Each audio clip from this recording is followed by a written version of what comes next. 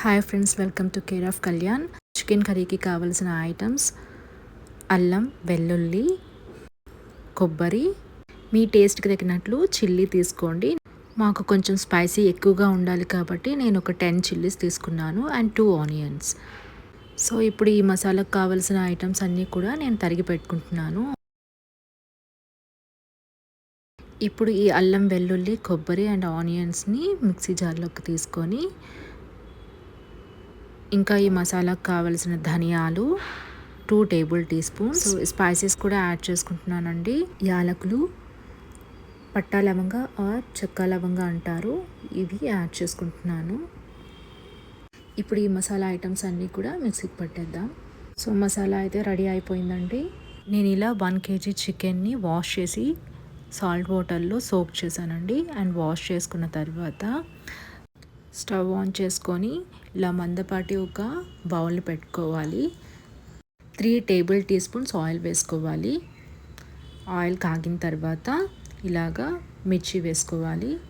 So అవి కొంచెం వేగిన తర్వాత మసాలా ప్రిపేర్ చేసి పెట్టుకున్నాం కదండి, ఆ మసాలాని వేసుకోవాలి. అది కొంచెం బ్రౌనిష్గా వచ్చిన తర్వాత మసాలా వేసుకున్న మిక్సీ జార్లో కొంచెం వాటర్ పోసుకొని నేను మిక్స్ చేసుకుంటున్నాను. ఈ విధంగా బబుల్స్ ఫామ్ అయిన తర్వాత నేను ఒక 2 రెబ్బల పుదీనా వేసుకుంటున్నానండి.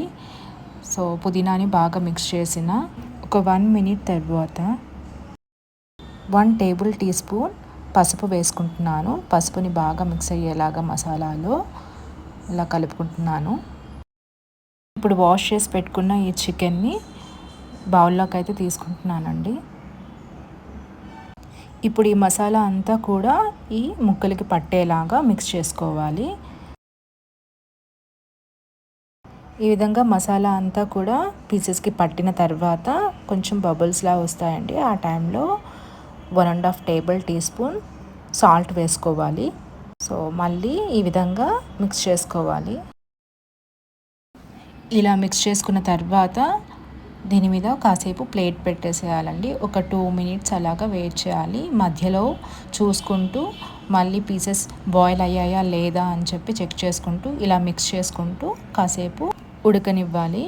నేను ఇది రాగి సంగట్లోకి చికెన్ కర్రీ చేస్తున్నానండి. సో నాకు కొంచెం సూప్లా కావాలి కాబట్టి నేను వాటర్ మిక్స్ చేసుకుంటాను. బట్ మీకు గ్రేవీలా కావాలి అంటే ఇలాగా ఈ ముక్కలకి పట్టిన మసాలాకి పట్టిన వాటర్ చాలండి.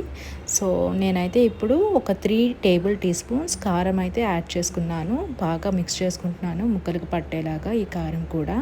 నెక్స్ట్ కాసేపు ఒక 2 to 3 మినిట్స్ వెయిట్ చేస్తాను. మధ్యలో కూడా మిక్స్ చేసుకుంటూ ఉండాలి. ఇప్పుడు మనకి గ్రేవీలా వచ్చిందండి. నాకు సూప్ కావాలి కాబట్టి నేను 1 గ్లాస్ హాట్ వాటర్ని అయితే యాడ్ చేసుకున్నాను. సో ఇప్పుడు బాగా మిక్స్ చేసుకొని ఉప్పు కారం సరిపోయాయా లేదా అని చెక్ చేసుకుంటున్నాను. నాకైతే టేస్ట్ సరిపోయిందండి. ఇప్పుడు నేను మూత పెట్టేసి కాసేపు బాయిల్ అయిన తర్వాత మధ్యలో కలుపుకుంటూ అలాగా చెక్ చేసుకుంటూ ఉన్నాను. పీస్ ఉడికిందా లేదా అని చెక్ చేసుకుంటున్నాను. సో ఇలాగా ఉడికిన తర్వాత సో మనకు సూప్ అయితే రెడీ అయిపోయిందండి.